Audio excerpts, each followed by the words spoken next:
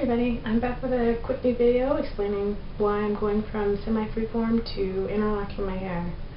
I've been semi-freeforming for a couple of years now. I had to start because I was over-twisting my hair and my hair was getting really thin and I was in danger of losing some of my locks. I've really enjoyed semi-freeforming. I would actually continue, except for I've run into a few problems now because of the way I've been caring for my hair. In semi-freeforming, what I do is I wash with baking soda, and then to separate my hair, to keep, my dreads more or less, even, I just pull it apart. That's been causing a problem with some hairs or some locks not getting enough hair, and so they're starting to thin out. And I'm also noticing that for some reason the way my hair grows, or has been growing, the front part of my hair isn't really locking up very fast. The majority of my head, probably from this very top portion all the way back, I only have maybe 2 or 3 inches of new growth, which isn't bad, and that's no problem at all. But the front part of my hair is now, in some spaces it's about 6 inches of new growth, and it doesn't seem to be wanting to lock up. This doesn't seem like a big deal, except the problem it causes is when separating my hair after washing, it means that my hair is hugging each other. My curls are hugging each other way down here rather than right up at the root where I can just pull it and separate it.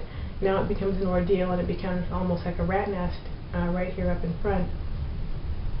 So what I'm hoping is that interlocking is going to help that out a bit, put it in order, put all the hairs that belong in a dreadlock into a dreadlock, and improve the problem that I'm having. Actually, I guess I can just show you a little bit. Okay. So, you can see here, right here at front, like here's one with a lot of new growth that isn't locking, which isn't like too bad. This one doesn't give me too much trouble. For some reason it's right here on this side of my head that everything starts to like mat up. But like you can see, here's one. I don't know if you can see that very well. But here's one where the new growth is pretty much as long as the lock itself. It's just not locking up. All through here, same thing. All through this side and mostly in the front part here.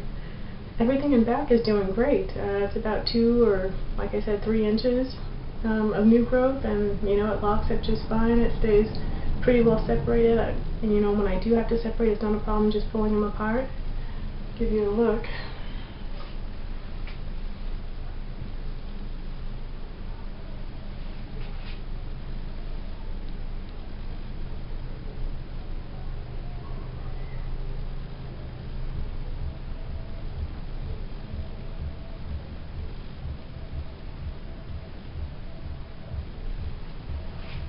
I don't know how good of a view you got, because unfortunately my Handycam is out of service, so it's not working, so I have to use my digital camera to take a video.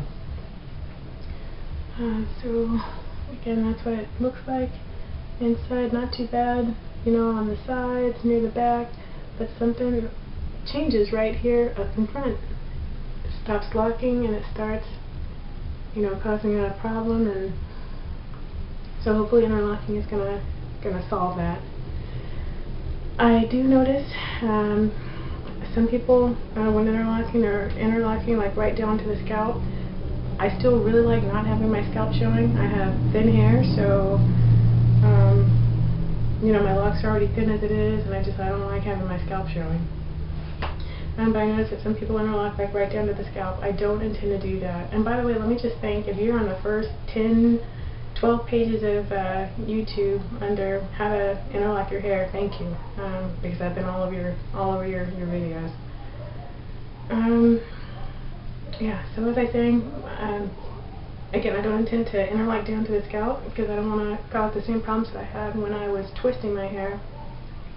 And I don't intend to interlock regularly, just enough to keep this front part here at a good, inch of length. and not just the front, but like all over, a good inch of new growth length. And speaking of length, I did notice a lot of people were saying that you know, you lose length when you interlock your hair. Personally, I'm not too concerned with length. Ever since my hair got long enough that you could tell I was a girl, you know, instead of looking like a dude, you know, I could care less about length.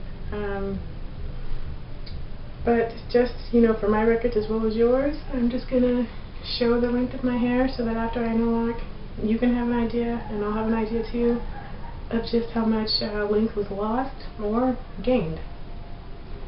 So right now my hair is, you know, probably about chest length.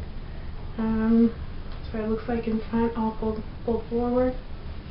And then in back, it looks about like this.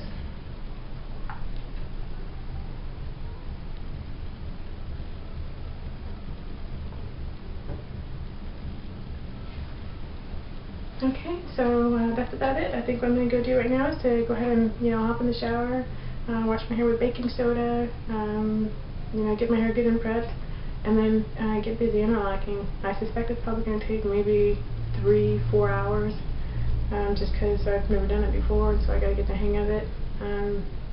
But hopefully the work is going to be worth it. So I'll be back and let you know how this goes, alright? Okay, I'm back. I know I said I thought it would take probably 2 to 3 hours, but it ended up taking 6 hours from start to finish. I did have a lot of new growth, and that's probably why it took so long. But here are the results. Let me show you what it looks like up front. So as you can tell, there's not too much length that was lost. It's still pretty much in the exact same place it was, and that includes the waves that I put in last night while my hair was wet. Figured I might as well. How it looks from behind.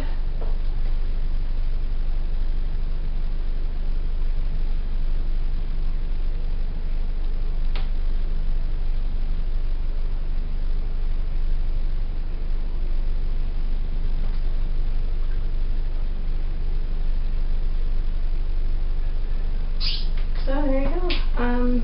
Like I said, I'm happy with it. I'm glad that I did it, and it looks a lot better. I feel more secure in some of my dreads that, like I said, weren't getting enough hair from me pulling them apart. There you go, that's it.